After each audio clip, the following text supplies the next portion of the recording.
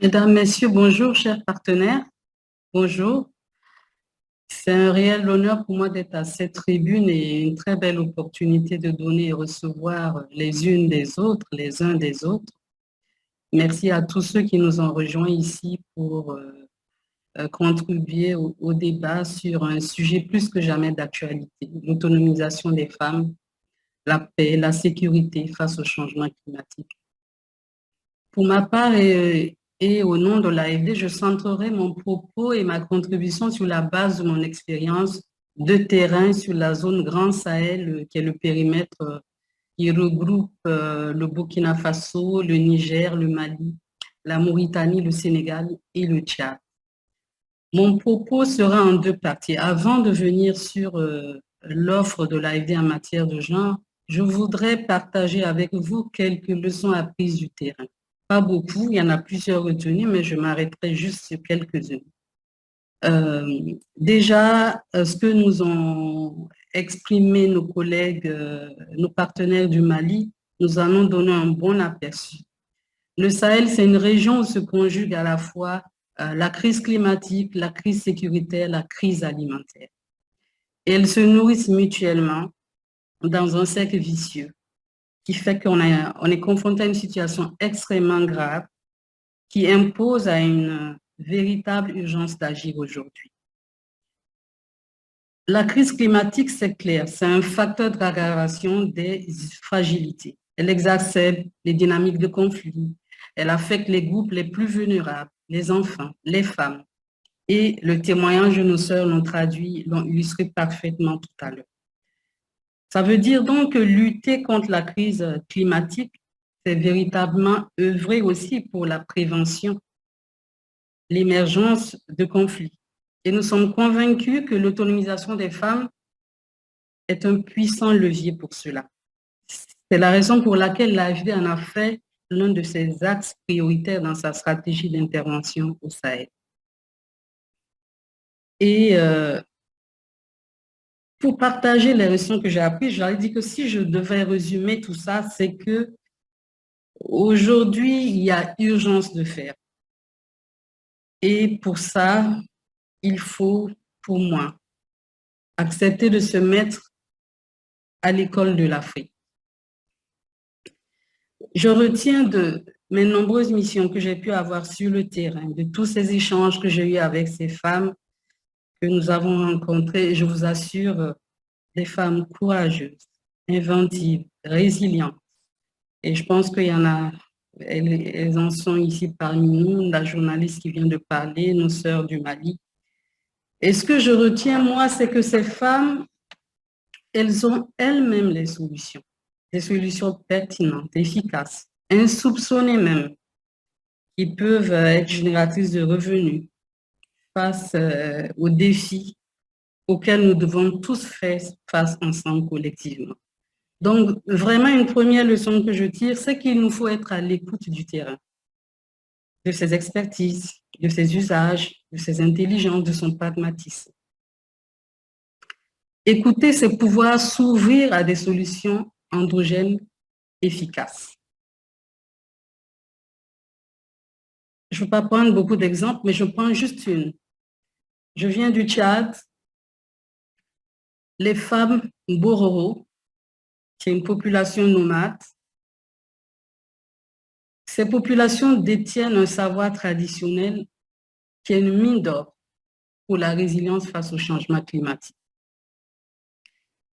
Et elle n'est pas mise au service de la communauté, mais elles le font déjà à petite échelle avec les appuis qu'elles ont. D'autres occasions nous permettront d'en parler davantage. Il y a aussi le recyclage du sachet plastique au Burkina, au Mali. Ce n'est plus simplement un déchet, c'est maintenant une matière première d'un business parce qu'on peut retravailler, on peut les transformer. Je ne m'attarde pas davantage. C'est donc pour vous dire que vraiment écouter, c'est un prérequis fondamental avant de mettre en branle toute la machine que nous avons, nous les partenaires techniques et financiers. Et si on veut vraiment être au service des projets locaux, des organisations, des initiatives de la société civile. Deuxième leçon que je pourrais partager avec vous, que m'enseigner le terrain, c'est vraiment l'agilité et la réactivité dont nous devons faire preuve. Quand je dis nous, c'est nous les partenaires techniques et financiers et aussi les acteurs publics et étatiques. Parce que notre demain à nous, avec la lourdeur des procédures que nous avons, est peut-être le trop tard de l'autre. Et pendant ce temps, des vies se perdent, le temps que nous déclenchions concrètement sur le terrain l'aide. Donc, franchement, les acteurs publics et étatiques, les partenaires techniques et financiers doivent véritablement être plus agiles dans leur méthode d'accompagnement et de financement si nous voulons répondre aux urgences. Il faut aussi accepter de décentraliser peut-être les niveaux de décision qui autorisent plus d'innovation, de flexibilité, afin de répondre de façon adaptée aux besoins et à l'urgence du terrain. Et troisième leçon, ce sera la dernière. Je pense que ce n'est pas une nouveauté pour nous tous, c'est que, effectivement, si le climat est un bien public mondial pour nous tous, c'est que nous avons besoin les uns des autres pour adresser une crise mondiale qui impacte nous tous et qui nous impactera de plus en plus dans ce monde en commun. Ce monde en commun, ceux qui connaissent l'AFD sont familiers de ce mot, c'est le slogan de l'AFD qui incarne tout notre ADN, toute notre vision. Et je peux vous dire qu'aujourd'hui, on est encore plus au-delà de ce monde en commun, on est dans un nouveau paradigme. Aujourd'hui, l'AFD dit du côté des autres, après 80 ans de vie, du côté des autres, c'est aussi le slogan qu'elle a utilisé pour son 80e anniversaire. Et du côté des autres, c'est aussi s'adapter aux autres, s'appuyer sur ses forces, comprendre ses écosystèmes culturels et sociaux. C'est la troisième leçon que j'ai apprise. Et pour vous en donner quelques illustrations, juste simplement, quand on parle d'autonomisation des femmes, sans inclure les hommes dans la démarche, on est sûr qu'on passe à côté. Il faut donc quand même introduire une certaine diplomatie sociale qui renvoie au concept de masculinité positive pour qu'on puisse asseoir cela. C'est la même chose avec différentes catégories d'acteurs de la société qu'il faut intégrer. J'allais dire aussi, il faut que nous adaptions nos approches de formation. Nous sommes tous d'accord qu'il va falloir informer, sensibiliser, plaidoyer, mais il faut se rejoindre mutuellement si on veut conjuguer ensemble. Et ça, il faut parler le même langage. Or, nous savons très bien qu'une bonne partie du public que nous adressons ne savent pas lire, ne savent pas écrire, et quand ils le savent, ce n'est pas forcément toujours dans la même langue que nous. Et donc, il faut qu'on accepte aussi utiliser des moyens de communication, de langage qui soient adaptés à ces publics. Et je peux vous dire que les femmes, elles ont des solutions. Elles ont des méthodes pour le faire. On n'a pas le temps de le développer ici, mais c'en est une. Une autre, c'est un changement de posture, en fait. C'est qu'il faut qu'on ait vraiment plus d'humilité si on veut s'adapter et s'appuyer sur ce qu'ils peuvent nous partager comme savoir. Je parlais tantôt des savoirs traditionnels des Boro, et les détenteurs de ces savoirs traditionnels, en fait, ils n'acceptent de le transmettre que dans leur langue et à des personnes d'une certaine probité. Et pourtant, c'est précieux, c'est une mine d'or qui doit être mise au service de toute la communauté. Alors, il va falloir qu'on s'adapte aussi pour pouvoir en profiter. Bref, je ne m'étale pas davantage sur les quelques leçons que j'ai retenues du terrain, mais c'est vraiment pour dire que franchement, on a tout intérêt à recevoir et à donner tous ensemble, à se mettre au niveau les uns des autres. Maintenant, quelles sont les réponses de l'AFD par rapport à cela?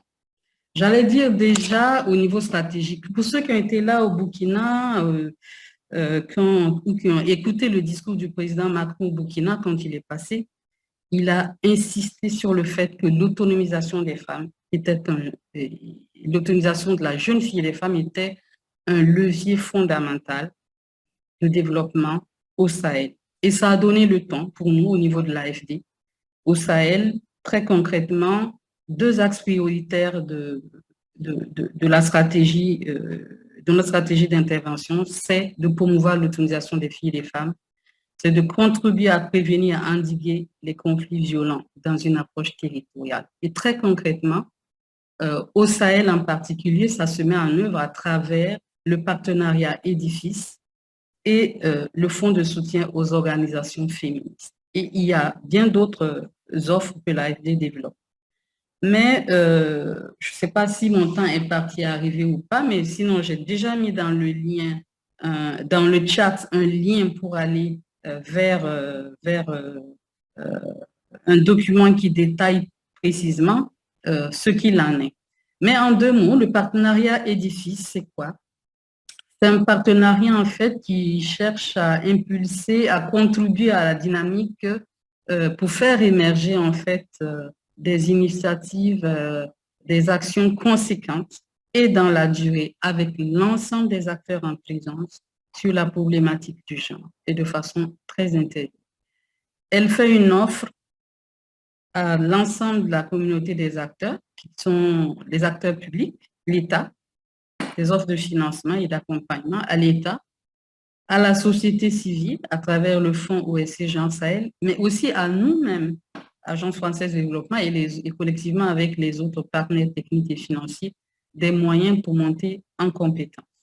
Et ça a permis de soutenir divers projets qui sont déjà en œuvre sur le terrain. Et deuxième, c'est le fonds de soutien aux organisations féministes qui intervient sur la thématique femmes, paix et sécurité, pour lequel on va lancer exactement la semaine prochaine, dès lundi, un appel à projet qui offre des opportunités de financement aux acteurs qui souhaitent s'engager activement sur l'agenda femmes, paix et sécurité. Également, je vous ai donné les éléments de détail dans le chat, mais je pourrais en parler davantage sur la partie des questions. Voilà ce que je pourrais vous dire. Et dernier mot encore, il est temps d'agir. Soyons à l'écoute des uns des autres. Merci.